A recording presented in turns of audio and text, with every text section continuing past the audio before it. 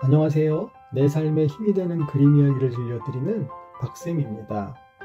오늘은 자화상 시리즈 네 번째 시간으로 2011년 방송되었던 KBS 역사 스페셜 윤두서 자화상의 비밀에서 잠깐 바로크 미술의 대표 화가인 렘브란트 판네인의 자화상과 또 윤두서 자화상을 비교한 장면에서 제가 힌트를 얻어서 동서양의 두 거장의 자화상에 대해서 오늘 이야기를 좀 해보겠습니다. 우리가 알고 있듯 네덜란드 출생으로 바로크 미술을 대표하는 화가였던 렘브란트 판네인은 약 80점의 많은 자화상을 남겼고 조선의 명문사대부 출신의 선비화가였던 윤두서는 단 한 점의 자화상을 남겼습니다. 하지만 이 한 점의 자화상이 조선시대 최고의 걸작 자화상으로 우리에게 전해지고 있습니다. 이 두 사람의 인생과 또 자화상 작품의 비교를 통해서 이들의 지난했던 일생에서 그들로 하여금 자화상을 그리겠던 자의식을 들여다보고 그 자의식을 우리 삶에 반추해보고자 합니다. 먼저 두 사람의 공통점을 찾아보니 확고한 자의식 기반하에 자화상을 그렸다는 점이 있었습니다.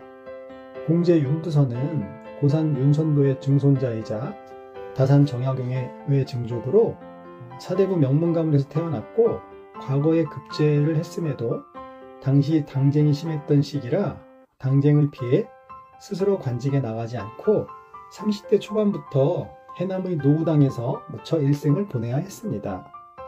렘브란트 판네인은 화가로서 일찍 성공을 거둔 후 30대 후반부터 인생의 내리막길로 접어들어 경제적인 공공함과 가족을 잃은 슬픔으로 힘든 일생을 보내야 했습니다.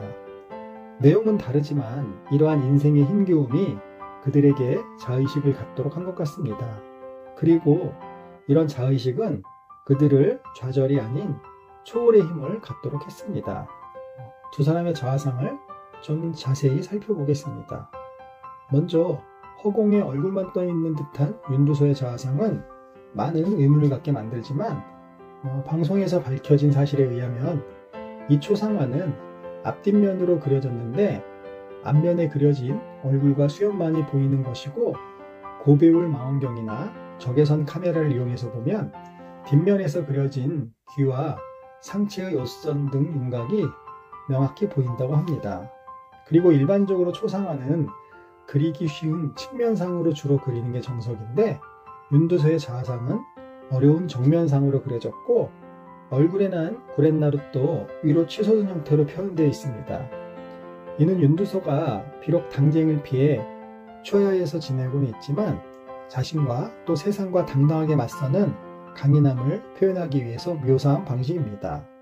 현재의 좌상에서 얼굴을 측면으로 틀거나 구렛나룻을 아래 방향으로 그리게 되면 현재의 강인한 인상은 없어지고 평범한 인상이 된다고 합니다. 렘브란트는 자화상이 워낙 많아서 제가 나름대로 대표 자화상을 선정해 보았습니다. 렘브란트가 1665년에 그린 두 개의 원이 있는 자화상인데요. 노년의 렘브란트 모습을 담은 초상화로 흰 모자를 쓰고 팔레트를 들고 있는 작가의 얼굴에는 노쇠함이 역력하지만 정면을 응시하고 있는 시선에서 그가 아직도 예술가로서의 자부심과 자존심을 잃지 않고 있음을 확인할 수 있습니다. 두 명의 사랑하는 아내를 잃었고 어린 자녀 셋을 먼저 저 세상으로 보냈으며 경제적으로도 1652년에 파산한 상태였습니다. 현실의 삶에서 모든 것을 잃은 그가 이토록 당당할 수 있는 이유는 무엇일까요? 아마도 그것은 그의 마음속에 식지 않고 남아있는 창작의 열정이 그를 현실의 고통에서 구원해 준 것이 아닐까 하는 생각을 해봅니다.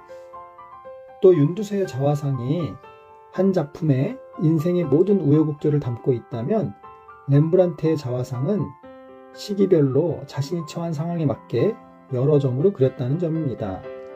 두 거장의 자화상을 각각 자세히 정리를 해보겠습니다. 조선 최고의 자화상으로 불리는 윤두서의 자화상을 하나하나 자세히 살펴보면 첫 번째는 머리 위에 탄건이 잘려 있다는 것입니다. 유교 사상을 기반으로 한 조선시대에 부모님이 물려준 신체의 일부를 자른다는 것은 효의 근본에 크게 어긋나며 초상화의 미적인 측면에서도 크게 벗어납니다. 그럼에도 이렇게 그린 이유는 윤두서가 과거에 합격해서 관직에 나갈 수 있었음에도 조종에 상소를 올렸다가 고문을 당하다 죽은 셋째 형과 당쟁에 희생된 친구의 죽음 때문에 스스로 관직을 포기하려는 의도에서 관모를 쓰는 탕건의 윗부분을 과감히 생략한 것으로 보입니다. 두 번째는 세상을 뚫어져라 바라보고 있는 당당한 눈입니다. 아마도 윤두서는 부리부리한 큰 눈을 가지고 있었으며 풍채 또한 컸던 것으로 보입니다. 눈과 눈썹 끝이 위로 치켜 그려져서 그를 읽는 선비보다는 전쟁터에서의 용맹한 장수의 느낌이 들 정도로 강인한 인상을 보여주고 있습니다. 세 번째는 앞서 말씀드렸던 수염입니다. 수염 한 올 한 올을 정성스럽게 표현을 했는데 양옆 얼굴에 구렛나룻을 하늘로 향하게 그렸으며 턱 아래 수염이 양갈래로 나뉘어져 그렸다는 점입니다. 이 역시 사실적으로 그리는 초상화 방식에서 크게 벗어나 과장되게 그려졌는데 이 또한 자신의 인생이 평범하지 않으며 세상의 힘에 밀려 저 멀리 해남까지 내려와 조용히 여생을 보내고 있지만 사나이 기백만큼은 그대로 남아있다는 의미를 담고 있습니다. 이렇게 윤두서가 하나의 자아상에 여러 묘사들을 통해 다양한 자신의 인생과 심경을 표현했다면 렘브란트는 젊은 시절부터 자신 인생의 변곡점마다 그때그때 심경을 여러 점의 자아상에 담아냈습니다.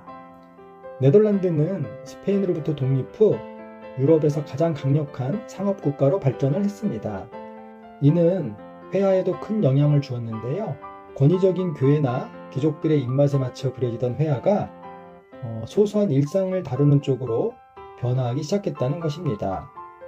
이 시기에 그려진 렘브란트의 20대의 자화상은 그가 집단 초상화가 인기를 얻으면서 부와 명성을 크게 얻었고 그때 그려진 이 자화상은 오늘날의 아이돌처럼 잘생기고 당당한 얼굴을 묘사하고 있습니다. 다음 보시는 34살에 그려진 이 자화상은 성공의 절정기 때 그려진 자화상입니다. 아주 멋진 외투와 모자를 쓰고 정면을 응시하는 렘브란트의 얼굴은 성공한 화가의 지위와 자신감을 넘어 왠지 모를 야심까지 느껴지는 그림입니다. 하지만 안타깝게도 이때의 전성기는 그리 오래가지 못합니다. 2년 뒤에 렘브란트는 지금은 그의 최고 명작으로 꼽는 집단 초상화 야경을 그린 이후부터 그의 인생은 서서히 내리막길을 걷기 시작했습니다. 세 번째 보실 자화상은 렘브란트가 죽기 1년 전에 그린 62세의 자화상입니다. 보시면 가히 충격적으로 보이는데요. 이 자화상은 성공한 화가가 자신의 모든 것을 잃게 되는데 15년도 채 걸리지 않았음을 보여주는 것 같습니다. 렘브란트가 경제적으로 서서히 몰락을 할 때 2명의 아내와 여러 명의 자녀들을 먼저 보내야 했습니다. 그리고 자신의 인생은 나락까지 떨어지게 됩니다. 이 자화상을 보면 다른 화가들의 자화상처럼 미화시키지 않고 아주 솔직하게 자신을 표현했다는 생각이 듭니다. 고상하고 우아한 차림새나 몸짓 대신 낡아버린 옷과 백발이 되어버린 머리, 깊이 팬 주름, 건태와 회한의 눈빛을 숨김없이 진솔하게 내보이고 있습니다. 쓰라린 이별과 상실로 얼룩진 삶 속에서 화가로서의 명성마저 녹슬게 된 생의 끝부분에서 자신을 솔직하게 그린다는 것은 어떤 의미였을까요? 아마 자신을 잃지 않으려는 몸부림이 아니었나 싶습니다. 제가 생각하건대 진정으로 나를 잃지 않기 위한 노력이란 건 내가 아닌 다른 사람의 입장에서 나를 객관적으로 바라보는 것일 겁니다. 설령 내가 누더기를 걸치고 있는 모습일지라도 그것을 그대로 받아들이는 것에서부터 나답게 나로 사는 것이란 생각을 해봅니다. 윤두서와 렘브란트의 자화상은 그들이 진정으로 자신을 잃지 않은 노력의 흔적으로 그렸을 것입니다. 그들이 당면했던 현실 속에서 자의식을 가지고 할 수 있었던 최선의 방법으로 아마 자화상을 택했을 것입니다. 그리고 그들이 더 훌륭한 점은 자신의 모습을 꾸밈없이 날 것으로 표현했다는 점입니다. 저는 이 두 사람의 자화상을 보면서 현재의 제 자화상을 생각해 봅니다. 제 자화상은 어떤 모습을 하고 있을까요? 성공한 모습일까요? 아니면 비루한 모습일까요?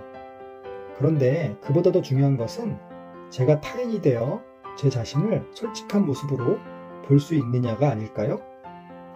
여러분들의 자화상은 어떨지 한번 생각해 보시면서 세상은이라는 시를 읽는 것으로 오늘의 자화상 글을 마칠까 합니다.